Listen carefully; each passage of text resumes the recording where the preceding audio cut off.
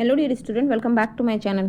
हम अपने daily practice series को कंटिन्यू करते हैं, जिसमें हम अपने इकोनॉमिक्स के जो पीजीटी के इंपॉर्टेंट क्वेश्चन हैं अरिहंत बुक में दिए गए हैं, जो कि सेल्फ प्रिपरेशन गाइड है, उसको हम कंटिन्यू करेंगे। हमने चैप्टर नंबर 1 और 2 कंप्लीट कर लिया है। आज हम कर रहे हैं चैप्टर नंबर 3, और चैप्टर नंबर 3 का भी हमने लगभग 30 नहीं पता नहीं कितना क्वेश्चन, शायद बहुत सारा क्वेश्चन हमने सॉल्व कर लिया है। देखते हैं नेक्स्ट क्वेश्चन जो हमें आगे सॉल्व करना है। यहाँ हमने कर लिया था, शायद हमने 1 मिनट 30 तक हो गया था, 59 तक हो गया था। आज हम करेंगे क्वेश्चन नंबर 60 से। ठीक है, शुरुआत करते हैं क्वेश्चन नंबर 60 से। क्वेश्चन नंबर 60 क्या कहता है हमें? Giffen paradox is an exception of. जो गिफिन पैराडॉक्स है, ये किसका एक्सेप्शन है? डिमांड। तो बिल्कुल ये डिमांड का ही है, ज़्यादा डिटेलिंग नहीं करेंगे वरना टाइम वेस्ट हो जाएगा। ठीक है, डिमांड का। ठीक है, ऑप्शन नंबर 1। नेक्स्ट देखेंगे, law of demand is. Law of demand क्या है? क्वांटिटेटिव स्टेटमेंट, क्वालिटेटिव स्टेटमेंट, या फिर बोथ, या हाइपोथेटिकल। तो जाहिर सी बात है, ये क्या है हमारा? एक क्वालिटेटिव स्टेटमेंट है ना। लॉ ऑफ डिमांड ये बताता है कि प्राइस के बढ़ने से डिमांड घट जाता है और प्राइस के घटने से डिमांड बढ़ जाता है, लेकिन ये नहीं बताता है कि कितना बढ़ता है और कितना घटता है। तो इसलिए ये क्या है? एक क्वालिटेटिव स्टेटमेंट। ठीक है, नेक्स्ट देखेंगे क्वेश्चन नंबर 62 को। 62 क्या कहता है? The demand of which type of good do not decrease with increase in its price. Question को देखिए, क्वेश्चन आपसे पूछ रहा है कि वो किस टाइप का गुड है जो कि डिक्रीज नहीं करेगा, भले ही उसका price increase in its price means उसका प्राइस बढ़ भी जाता है तो भी आप उसकी क्वांटिटी डिमांड को कम नहीं करेंगे। इसका मतलब जाहिर सी बात है वो एक नेसेसिटी चीज़ है ना, कुछ नेसेसरी आइटम है, इसलिए तो उसका प्राइस बढ़ने के बावजूद भी आप उसको उसकी डिमांड को कम नहीं करेंगे। तो ये क्या हो गया? Comfort, luxury, necessity. बिल्कुल ये हो जाएगा ऑप्शन नंबर 3 के साथ हम लोग जाएंगे, नेसेसिटीज़। ठीक है, नेक्स्ट देखेंगे क्वेश्चन नंबर 63 है, increase in the price from 4 to 6 then decrease in demand from 15 unit to 10 unit, what is the price elasticity. Point elasticity आपको निकालने के लिए बोला गया है। तो हमें पता है कि क्या है, हमें गिवन है प्राइस हमें दिया हुआ है P1 P2। ये इसका मतलब हमारा जो डेल्टा P है, सबसे पहले तो फॉर्मूला को लिख लेते हैं। ये हमारा हो गया delta Q divided by delta P into P divided by Q। तो जो डेल्टा P है हमारा 15 यूनिट टू 10 यूनिट मीन्स यहाँ पर हमारा हो जाएगा 5, उसका डिफरेंस। उसके बाद डेल्टा P कितना है? तो डेल्टा P है हमारा 2, मल्टीप्लाई करेंगे P कितना है हमारा? तो P है हमारा इनिशियल प्राइस है हमारा 4 और इनिशियल क्वांटिटी है हमारे पास 15 है ना। जब इसको हम सॉल्व करेंगे तो कितना आएगा? ये हो गया 2, ये हो गया 3 और ये हो गया 0.6। हाँ, ये बिल्कुल ऑप्शन नंबर 1 के साथ हम जाएंगे 0.66। ठीक है, आप अगर आपको दिक्कत लग रहा है तो ऐसा कोई बहुत बड़ा चीज़ तो था नहीं, आप खुद से सॉल्व कर लेंगे, बहुत ज़्यादा ईजी था। ठीक है, हो जाएगा, और जितना मल्टीपल टाइम सॉल्व करेंगे उतना जल्दी आपका कंसेप्ट बिल्डअप होगा। नेक्स्ट देखेंगे क्वेश्चन नंबर 64 को, elasticity between 2 point is a. जो 2 पॉइंट के बीच की इलास्टिसिटी क्या कहलाता है? तो ये आर्क इलास्टिसिटी कहलाता है। और क्या? पॉइंट इलास्टिसिटी तो एक पर्टिकुलर पॉइंट के लिए बोला जाता है। आर्क इलास्टिसिटी हो गया दो पॉइंट के बीच का जो डिफरेंस होता है, ये that is the arc elasticity. ठीक है, नेक्स्ट देखेंगे question number 65, cross elasticity of demand in monopoly market is. Cross elasticity होगी, ठीक है, क्या होगी? Monopoly market. तो मोनोपोली मार्केट तो सिंगल गुड का मार्केट ही है, वहाँ पे क्रॉस इलास्टिसिटी देखने को कैसे मिलेगी हमें? यहाँ पर इसका आंसर हो जाएगा 0। जब कोई और प्रोडक्ट होगा, मीन्स 2 टाइप के प्रोडक्ट होंगे, ठीक है, तब ना कंपटीशन देखने को मिलेगा। लेकिन यहाँ तो ऐसा कुछ है ही नहीं, मोनोपोली में तो एक प्रोडक्ट ही है, कोई डिफ्रेंशिएशन है ही नहीं। तो इसलिए यहाँ पर जो क्रॉस इलास्टिसिटी हो जाएगी, ये क्या हो जाएगी? 0। नेक्स्ट देखेंगे क्वेश्चन नंबर 66 को, what is the income elasticity of demand when income change bye 20% and demand change bye 40%। आपसे क्या पूछा गया है? इनकम इलास्टिसिटी आपको निकालना है। सबसे पहले आपको दिया गया है क्या? 20, इनकम चेंज हो रहा है कितना? 20%। ठीक है, ये हमारा 20% चेंज हो रहा है, जिसके कारण से डिमांड चेंज हो रहा है 40%। तो ये हमारा हो जाएगा 2%, है ना, मतलब परसेंट तो कट गया, तो ये हो जाएगा 2। नेक्स्ट देखेंगे क्वेश्चन नंबर 67। क्वेश्चन नंबर 67 क्या कहता है? For a commodity with the unitary elastic demand curve, if the price of commodity rise then the consumer total expenditure on this commodity would. आपसे क्या, आपको सबसे पहले तो ये दे दिया गया है कि जो ओहो क्या हो गया, ये तो कैसा है, कैसी कमोडिटी है? तो यूनिटरी इलास्टिक ना, यानी कि जितना प्राइस बढ़ेगा उतना ही क्वांटिटी डिमांड में डिफरेंस देखने को हमें मिलेगा। यूनिटरी इलास्टिसिटी का मतलब वही होता है ना, वैल्यू होती है 1। तो if the price of the expenditure rise, अगर प्राइस बढ़ जाएगा तो टोटल एक्सपेंडिचर भी कितना होगा? उतना ही बढ़ेगा, है ना।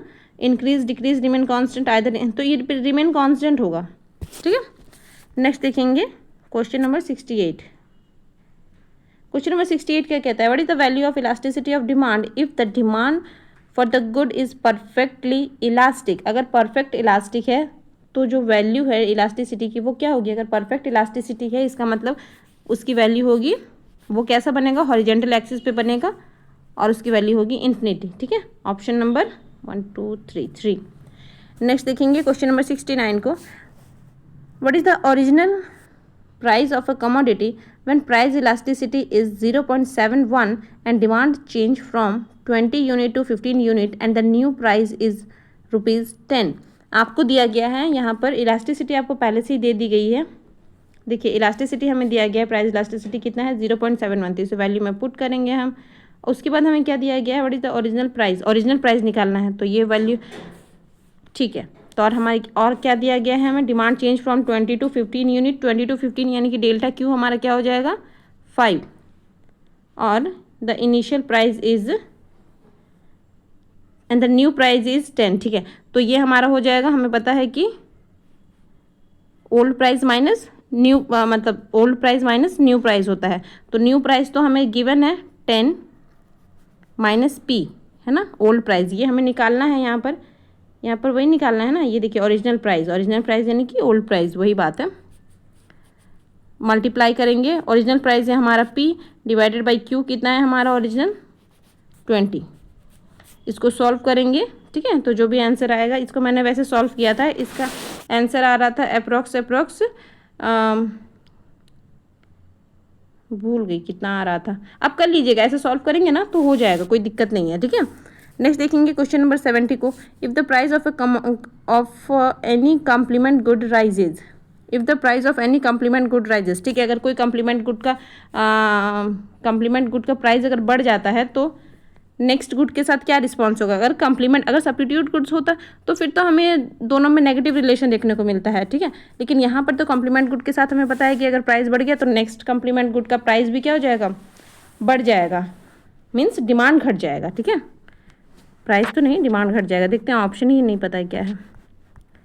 Demand curve shift to the left, demand तो घट जाएगा तो मतलब डिमांड कर्व हमारा लेफ्ट शिफ्ट हो जाएगा, ठीक है, ये बात तो सही है। देखते हैं फिर भी next option, demand curve shift to the right, right कैसे होगा, डिमांड कर्व, अच्छा डिमांड कर्व का ही मूवमेंट की ही बात की गई है यहाँ पर, तो यहाँ पर जाहिर सी बात है लेफ्ट हो जाएगा, क्योंकि अगर कॉम्प्लीमेंट गुड है उसका अगर प्राइस घट गया है, इसका मतलब जो डिमांड है वो क्या हो गया, घट गया। जब डिमांड घट गया है तो जो कर्व है वो क्या हो जाएगा, लेफ्ट की तरफ शिफ्ट कर जाएगा, ठीक है। नेक्स्ट देखेंगे क्वेश्चन नंबर 71 को, एक मिनट हो, क्वेश्चन नंबर 71 क्या कहता है, क्या हो गया, इन case of straight line demand curve meeting the two axis the price elasticity of demand at the mid point of the line would be. यहाँ पर आपसे क्या पूछा गया है, एक स्ट्रेट लाइन डिमांड कर्व है, ठीक है भाई, मीटिंग द टू एक्सिस, ठीक है, दो एक्सिस को वो टच कर रहा है ना। अगर बहुत ज़्यादा सेंटेंस समझ में नहीं आया तो कोई दिक्कत नहीं है, ड्रॉ कर लेना है, बस समझने से मतलब है ना। दो एक्सिस को वो टच कर रहा है, the price elasticity of demand at the mid point of the line, तो मिड पॉइंट पे क्या होता है, वैल्यू हमें पता है 1 होता है ना। नेक्स्ट देखेंगे तो यहाँ पर हो जाएगा 0, ये 1, ऑप्शन नंबर 2 के साथ हम जाएंगे। नेक्स्ट क्वेश्चन देखेंगे question number 72, an increase in the demand can result from, an increase in demand, अगर डिमांड बढ़ जाता है, कैन रिजल्ट फ्रॉम, ठीक है, a decline in the market price, increase in income, a reduction in the price of substitutes and increase in the price of complement। तो जब हमारा demand कब बढ़ेगा, जब हमारे पॉकेट में पैसा बढ़ेगा। पॉकेट में पैसा कब बढ़ेगा, जब हमारा रियल इनकम बढ़ेगा, है ना, रियल इनकम या फिर नॉमिनल इनकम से भी बढ़ जाता है, अलग अलग केसेस हैं। नेक्स्ट देखेंगे question number 73, compute income elasticity if demand increase by 5% and income by 1%, ठीक है, इंक्रीज हुआ है डिमांड कितना 5% और इनकम इंक्रीज हुआ है कितना 1%, तो वैल्यू क्या आएगी इनकम इलास्टिसिटी की, तो ये तो दिख रहा है 5 आएगा। नेक्स्ट देखेंगे question number 74, the quantity demanded does not respond to the price change and so the elasticity is, जो क्वांटिटी डिमांडेड है वो रिस्पॉन्स नहीं कर रहा है प्राइस के कितने भी चेंज होने से, इसका मतलब जो आपका क्वांटिटी डिमांड है ये कुछ ऐसा है, कितना भी प्राइस को अप डाउन कर लो, ये प्राइस है ना, तो कितना भी प्राइस को अप डाउन कर लो, इसके क्वांटिटी डिमांड में कोई चेंज देखने को नहीं मिल रहा है, ठीक है। ये इतने पर ही कांस्टेंट है, क्यू क्वांटिटी पर ही कांस्टेंट है, इसका मतलब इसकी वैल्यू क्या हो जाएगी, यहाँ पर जो इलास्टिसिटी वो क्या हो जाएगी, बिल्कुल ज़ीरो है, कोई इलास्टिसिटी नहीं है यहाँ पर, ठीक है। और ये कैसा है, इसका कर्व कैसा है, तो ये है vertical to Y axis. Option क्या है, 1 नहीं है, इन्फिनिटी 0, 0, ऑप्शन नंबर 3। नेक्स्ट देखेंगे क्वेश्चन नंबर 75। क्वेश्चन नंबर 75 क्या कहता है, which factor generally keeps the price elasticity of demand for a good low. Which factor generally keep the price elasticity of demand for a good low. Variety of its uses for that good, its low price, close substitute for that good, या फिर high proportion of the consumer income spend on it. तो ये क्या हो जाएगा हमारा, विच factor generally keep the price elasticity of demand for a good low. It's low price के साथ ये सही जाना चाहिए, ठीक है। फिर भी इस क्वेश्चन को एक बार मैं चेक करूंगी। चलिए आगे कंटिन्यू करते हैं। क्वेश्चन नंबर 76 देखेंगे, the price of hot dog increase by 22% and the quantity demanded fall bye 25%, ठीक है, नेगेटिव रिलेशन है। This indicate that the demand for the hot dog is, ये क्या इंडिकेट करता है, दोनों के बीच में नेगेटिव नहीं मीन्स क्या है, ज़्यादा मतलब सिमिलर नहीं है ना, ये 1 तक तो पहुंच नहीं रहा है। जो प्राइस है हॉट डॉग का वो कितना इंक्रीज़ किया है, तो वो इंक्रीज़ किया है 22%, और जिसके कारण से क्वांटिटी डिमांड कितना इंक्रीज फॉल किया है, तो 25%। जब हम इसको कैलकुलेट करेंगे तो 1 समथिंग मतलब 1 पॉइंट समथिंग कुछ भी वैल्यू आएगा, है ना, 1.11 आएगा, जो भी आएगा। इसका मतलब 1 से ज़्यादा है तो इसकी वैल्यू क्या होनी चाहिए, इलास्टिक, है ना। ऑप्शन नंबर 1 के साथ जाएंगे। नेक्स्ट देखेंगे question number 77, for what type of good does demand fall with the rise in income level of house hold, ठीक है, इजी सा क्वेश्चन है। For what type of good does demand fall with the rise in income level of a house hold. जब आपका income का जो rise है, क्या बोल रही हूँ मैं, जब जो इनकम का लेवल है वो आपका राइज कर जाता है, बढ़ जाता है, तो आप कौन सा जो आप गुड है उसे आप क्या कर देते हैं, what type of good demand fall, हाँ, तो किस टाइप के डिमांड को आप कम कर देते हैं। आपका इनकम बढ़ रहा है तो फिर डिमांड तो आपको बढ़ना चाहिए, लेकिन किस टाइप के गुड्स का डिमांड आपसे फॉल हो जाता है, तो इन्फीरियर गुड, ठीक है। नेक्स्ट है question number 78, in case of inferior goods like the bajra a fall in its price tend to. अगर जो इन्फीरियर गुड का प्राइस क्या हो जाता है, घट जाता है, तो क्या हो जाएगा, अगर प्राइस घट गया तो इसका डिमांड भी क्या हो जाएगा, घट जाएगा, क्योंकि हमें पता है इन्फीरियर गुड्स है ना, ये क्या करता है, लॉ ऑफ डिमांड को फुलफिल नहीं करता है, ठीक है। तो यहाँ पर क्या है, make sure the demand constant नहीं होगा, रिड्यूस द डिमांड, हाँ, inferior fall in the price, अगर प्राइस घट गया तो उसका डिमांड भी क्या हो जाएगा, घट जाएगा, क्योंकि उसी प्राइस में उसको कुछ भी नॉर्मल गुड्स मिल जा रहा है, ठीक है, तो फिर वो इन्फीरियर गुड्स क्यों ही लेगा। नेक्स्ट देखेंगे क्वेश्चन नंबर 79 क्वेश्चन नंबर 79 क्या कहता है, movement along the same demand curve show. जो मूवमेंट हो रहा है सेम डिमांड कर्व में, ये क्या शो कर रहा है, एक्सपेंशन, कॉन्ट्रैक्शन, ये दोनों चीज़ें तो शो करता है, ऑप्शन नंबर 3। नेक्स्ट देखेंगे question number 80, demand for a commodity refer to. जो डिमांड है, बेसिकली डिमांड का फॉर्मूला आपसे पूछा गया, फॉर्मूला नहीं मीन्स उसका डेफिनेशन पूछा गया है, desire of the commodity, need of the commodity, quantity demanded of, एक minute,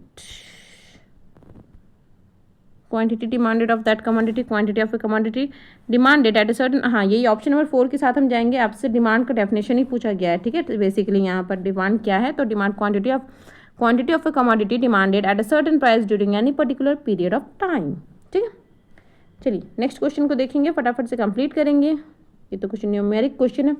suppose the price of a movie seen at a theatre rises from 120 per person to 200 पर पर्सन, ठीक है। जो प्राइस है वो हमारा 120 से 200 हो गया है, हाँ, मतलब पी हमें पता है, ठीक है। नेक्स्ट देखेंगे, the theatre manage observe that the rise in the price lead to the fall in attendance at the given movie from 300 to 200 person of the demand of the movies are elasticity, ठीक है। Means ये basically आपसे यहाँ पर elasticity of demand निकालने बोला गया है। तो हमें पता है कि हमें तो मूवी हो, चाहे हॉट डॉग हो, चाहे कुछ भी हो, हमें तो बस क्यू और पी से मतलब होता है। तो प्राइस जो हमारा सबसे फॉर्मूला हमें पता है डेल्टा क्यू क्या होता है, डेल्टा क्यू की वैल्यू यहाँ पर हमें दी गई है 100। डेल्टा पी की वैल्यू बात करेंगे तो ये हो जाएगा 80। इनिशियल प्राइस है हमारा 120 और इनिशियल क्वांटिटी है हमारी 300। इसको सॉल्व करेंगे, सॉल्व कर लीजिएगा, ठीक है।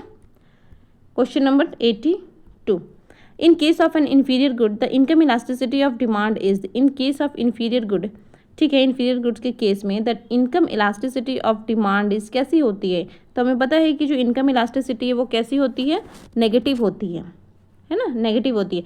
नॉर्मल गुड के केस में जो हमारा इनकम इलास्टिसिटी है वो पॉजिटिव होता है, मीन्स जब आपका इनकम बढ़ता है तो आप डिमांड बढ़ाते हैं, इनकम घटता है तो डिमांड घटाते हैं। लेकिन इन्फीरियर गुड के साथ बिल्कुल ऐसा ऑपोजिट है ना, बिल्कुल इसके कॉन्ट्रास्ट में है वो। अगर इनकम बढ़ जाता है तो आप इन्फीरियर गुड्स को कम प्रेफर करेंगे और अगर इनकम घट जाता है तो आप इन्फीरियर गुड को ज़्यादा प्रेफर करेंगे। तो ऑप्शन नंबर 3 के साथ हम जाएंगे। क्वेश्चन नंबर 83 को देखेंगे। Question number 83, the value of the price elasticity, the value of price elasticity, ठीक है, जो प्राइस इलास्टिसिटी की वैल्यू है वो किस पे डिपेंड करती है ना, depend on the unit of the measurement of the quantity such as the kilogram, gram etcetera. तो ऐसा तो नहीं होता है। Depend on the unit of a measurement of the price such as the rupees, ये यूनिट क्यों दे दिया गया है बार बार। Depend on the unit of the measurement of the, ओह फिर से वही, does not depend on the, हाँ बिल्कुल डज नॉट डिपेंड, उसको कोई फर्क नहीं पड़ता है कि केजी में है कि ग्राम में है कि कितना में है ना, इस यूनिट से कोई मतलब नहीं है इलास्टिसिटी निकालने के केस में। नेक्स्ट देखेंगे question number 84, inferior goods have zero income elasticity of demand positive. तो हमें थोड़ी देर पहले तो पढ़ा था, इन्फीरियर गुड के साथ जो इनकम इलास्टिसिटी है वो कैसी होती है, नेगेटिव होती है ना, negative income elasticity of demand.